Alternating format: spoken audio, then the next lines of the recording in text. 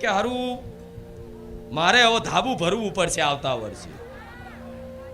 એ આવતા વર્ષે ધાબુ ભરવા માટે જમીન વેચે કે દાગીના વેચે કે વ્યાજે લાવે 10% કે લોન લે, પછી લોન બોન ભરાય નહીં. ને મારા જેવી માતાને પાર્યા માડી બહુ દુઃખી છું માં, બહુ દેવામ છું. તું કે તું દુઃખી થવાના મતામાં છું, તું લે દુઃખી જા, એવું જ કહું ને. એને શું સમજાવું કે તને કોણ કહેતું તું ઉતાવળ કરવાનું? પરિસ્થિતિને અનુકૂળ રહો તમે. શું પરિસ્થિતિ જેમ છે એના અનુકૂળ રહો. પરિસ્થિતિને અનુકૂળ કરવાની કોશિશ જેણે જેણે કરી એ બધા ડૂબ્યા છે. પરિસ્થિતિ તમારી અનુકૂળ ક્યારે થવાની? પણ પરિસ્થિતિ અનુકૂળ તમારે થવું પડશે. જેવી પરિસ્થિતિ છે એ પરિસ્થિતિમાં કઈ રીતે રહેવું એ તમારે આવડત કરવી પડશે. આ શું ખોટું? આ જ્ઞાન લો, આ તો જીવનમાં ક્યારે દુઃખ નહીં લાગે. હજુ તો એવો સમયગાળો આવશે વચ્ચે કે વિશ્વાસ હોવા છતાંય, શું માતાજી પર પૂર્ણ વિશ્વાસ હોવા છતાંય, સેવા નામ જપ કરતા હોવા છતાંય, બધી વાતોનું પાલન કરતા હોવા છતાંય વચ્ચે એવો સમયગાળો આવી જાય, એવી પરિસ્થિતિ ઊભી થઈ જાય, એવું વાતાવરણ ઘેરાઈ જાય, દુઃખ વેટાઈ જાય, ત્યારે તમને એવો અંધકાર દેખાય કે હારું માતા શક નહીં, મને જોવો છે કે નહીં. તારે એ જોતી હોય ને હોંભરતી હોય પણ એ ચૂપ થઈ જાય થોડાક સમય માટે. કેમ કે જ્યારે પરીક્ષા ચાલતી હોય ને ત્યારે શિક્ષક હંમેશા ચૂપ રહે. વિશ્વાસ રાખજો અમારી વાણી પર, વિશ્વાસ રાખજો મારા રામ નામ ઉપર. તમારી પેઢીઓનું કલ્યાણ ના થઈ જાય ને તો મને રોમ વારી મેલડી નાઈન કહેજો. તમારા જેટલા દેવી દેવતાઓ હશે, તમારા વડવાઓ જેટલી માતાઓ પૂજેલી હશે, તમે જાણતા હશો કે નહીં જાણતા હોવ. કોઈ કદાચ તમારા વડવા કોઈ માતાઓ પૂજી હોય અને કદાચ તમને ખબર ના હોય, તમને કીધું ના હોય, અને કોઈ કારણોસર બધા કહે છે ને કે વડવાઓ પૂજેલી હોય, કોઈ મેલડી, કોઈ સધી, કોઈ મહાણી, કોઈ ઝોપડી, કહે છે ને આવી ખતરનાક માતાઓ ગણાય છે આ બધી. કે આવી માતાઓ જ મતલબ કે વડવાઓ પૂજી હોય અને જો આગળની વસ્તી ના જાણતી હોય, ના કીધું હોય તો એ માતા નડે. આવું દરેક જાણે છે.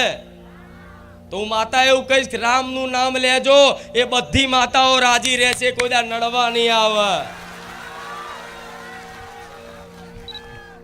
અમુક કે માડી અમારા દીકરાનો સંબંધ નહીં થતો, માડી અમારી દીકરીનો સંબંધ નહીં થતો. માડી તારી મોનતાય રાખી, માં બહુ ભૂવા કર્યા, મારી શું નડે છે ખબર નહીં પડતી. માં ચોક હગું મોણ આવે છે અને પાછું તૂટી જાય છે, શું તકલીફ છે? મારી કોઈ દેવ નડે છે, કોઈ ભૂત નડે છે, કોઈ કરી નાખ્યું છે, માં ખબર નહીં પડતી. આ કારણ શું છે? ઓ મારે એને કહેવું હોય કે જ્યારે કાકાની દીકરીનું હગું થતું હતું ને તે તોડાયું હતું કોકને હરિહંચા કરીને.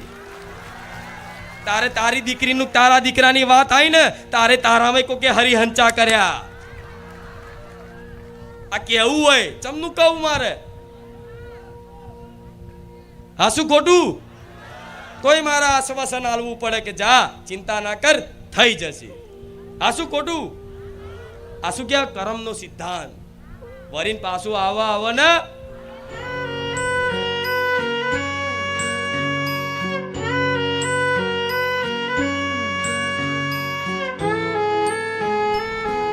દરેક ભક્તોનો આવો અનુભવ હશે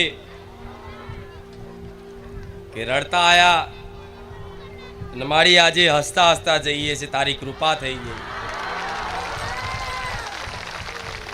પણ જેની ઉપર આવી કૃપા થઈ છે એને રામ, અને જેની પર આવી કૃપા કરવાની છે એવા દરેક ને રામ. પણ આ જે વિશ્વાસથી, જે શ્રદ્ધાથી એકદમ હરખ ને ભાવ લઈ બારેજા ધામ બાજુ ડગલા ભરો છો ને, તો એક એક ડગલાનો હિસાબ કરવા વાળી હું સોલંકી પેઢીની કુળદેવી.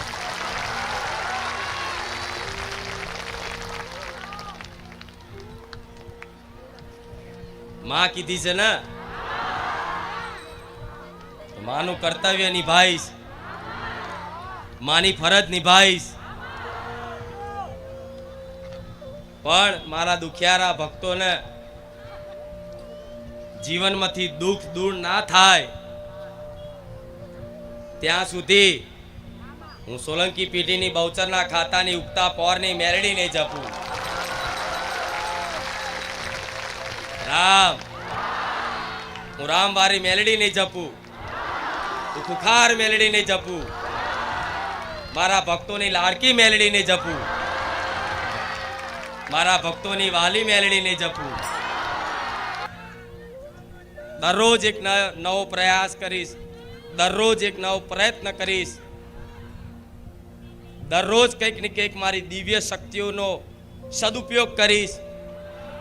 દુખિયારાના દુઃખ દૂર કરવા માટે, અંધકારમય જીવન પ્રકાશમય બનાવવા માટે કંઈક ને કંઈક મારી દિવ્ય શક્તિઓનો સદુપયોગ દિવસે દિવસે મારા ભાવિક ભક્તો માટે કરીશ. હું રામવારી મેલડી આવું.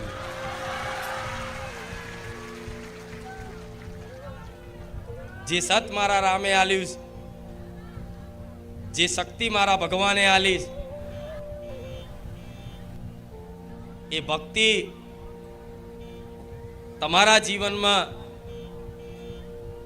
એ સતનો પ્રકાશ તમારા જીવનમાં ફેલાય અને તમારા આખા કુળમાં અજવાળા ના કરવા આવું તો મને ખુખાર મેલડી ના એમ કહેજો. તમારું ઘર નહીં, તમારા કુળ સુધી, આવનારી પેઢીઓ સુધી અજવાળા થઈ જશે જે બારેજા ધામમાં વિશ્વાસ સાથે આવે. આ મારા બોલનો વિશ્વાસ રાખજો, આ મારી પર વાણી પર શ્રદ્ધા રાખજો. તમારું નહીં પણ હાથ હાથ પેઢીનું કલ્યાણ કરવા વાળી હું રામવારી મેલડી છું. પેઢીએ ખાધે નહીં ખૂટે, પેઢીએ વાપરે નહીં ખૂટે, પણ બસ ખાલી મારા વાલા બનતા શીખી જાઓ, મારા પ્રિય બનતા શીખી જાઓ, જેને હું ગર્વથી કહી શકું કે આ મારો ભક્ત છે એવા બની જાઓ. હું હરખથી કહી શકું કે આ મારો ભક્ત છે, આ મારી ભક્ત છે. બસ એવા બની જજો. તેવા બનવા માટે દર રવિવાર આ રીતે તમારી બે આંખોથી આ દર્શન કરવા પડશે ચુંદડી રૂપના. દર રવિવાર આ બે કાનોથી આ મારી વાણીને સાંભળવી પડશે ધ્યાનપૂર્વક. દર રવિવાર આ નાકથી મારા ધામની સુગંધ લેવી પડશે.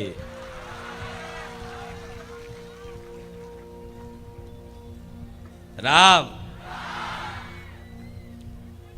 આ જે કરો છો ને એ તમારું સત્કર્મ બને. બારેજા ધામમાં ખાલી આવવાથી અહીં કશું જ ના કરો, ખાલી આવી દર્શન કરીને જતા રહે ને એનું એડે નહીં જાય. આઈન ખાલી માથું નમાઈને જતા રહે એનું એડે નહીં જાય. આઈન ખાલી મસ્તક ઝુકાઈને મસ્તક નમાઈને જતા રહેશે એનું એડે નહીં જાય. બહાર ઊભા ઊભા ખાલી આ ધજાના દર્શન કરી લેશે એનું એડે નહીં જાય. તો તમે તો દર રવિવાર પલાઠી વારીને બેહો છો, વિશ્વાસ રાખજો. દર રવિવાર પલાઠી વાળીને બેસો છો તો વિશ્વાસ રાખજો. તમે જેની કલ્પના નહીં કરી જેના વિચારે નહીં આયા, જો જીવનમાં એવું સુખ પ્રદાન કરવા ના આવું તો હું રામવારી મેલડી નહીં.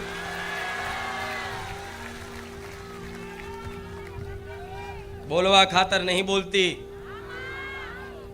જેટલું બોલું ને એટલું બનાવ્યું છે. જેણે જેણે મારી વાતનો વિશ્વાસ કરી અને જીવન જીવવાની શરૂઆત કરી છે ને, એના જીવનમાં જવારા થયા છે.